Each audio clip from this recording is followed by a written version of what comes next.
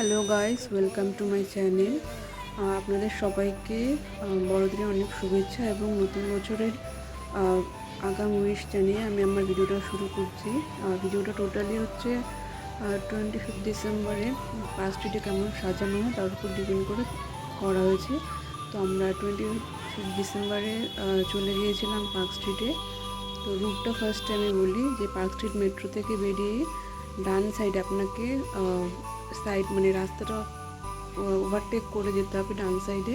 তো ওখান থেকে একটা গলি শুরু হয়, সেখান থেকে অ্যাকচুয়ালি লাইটিংটা শুরু হয়। তো ফার্স্টে গিয়ে আমরা অনেকটা ভিড় ফেস করি, কারণ এই যে লাইটিংটা যেখান থেকে শুরু হচ্ছিলো সেই রুটটা পুরো ব্লক করে দেওয়া হয়েছিলো, এই কারণে একটু ভিড় ফেস করেছিলাম। তো আস্তে আস্তে আমরা চলে গেলাম ভেতরের দিকে। যখন লাইটিংটা শুরু হলো তো এই এন্ট্রিটা তখন থেকে দেখানো হচ্ছে যে সবাই হুড়মুড় করে ভেতর দিয়ে ঢুকে গেছে।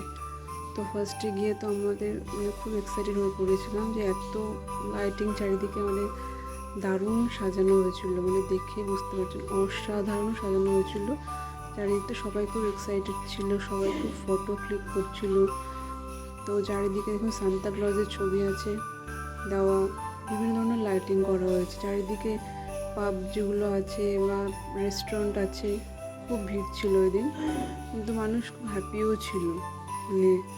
আমিও খুব এক্সাইটেড ছিলাম। আমরা যারা গেছিলাম, আমার ভাই গেছিলো, আমার বয়ফ্রেন্ডও ছিল। তো আমরা সবাই খুব ফটো ক্লিক করলাম। করার পর আমরা যত এগিয়ে যাচ্ছি, একটা মজার বিষয় হলো এটাই যে যত এগিয়ে যাচ্ছে ততই লাইটিংয়ের শেষ খুঁজে পাচ্ছি না।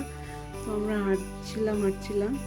তো তারপরে আশেপাশের রেস্টুরেন্টগুলো তো ভাবছিলাম যাবো, বাট পুলিশের এত রেস্ট্রিকশন ছিল, তো চট করে আমরা বেরোতেও পারছিলাম না। একটু ফটো ক্লিক করে নিলাম ভাইয়ের সাথে, তারপর একটু গল্প করছিলাম।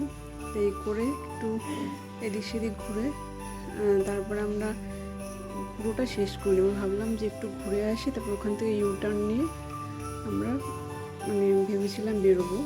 তো সেভাবে একটু এক্সপ্লোর করার পরে আমরা ডিসাইড করলাম বেরোবো।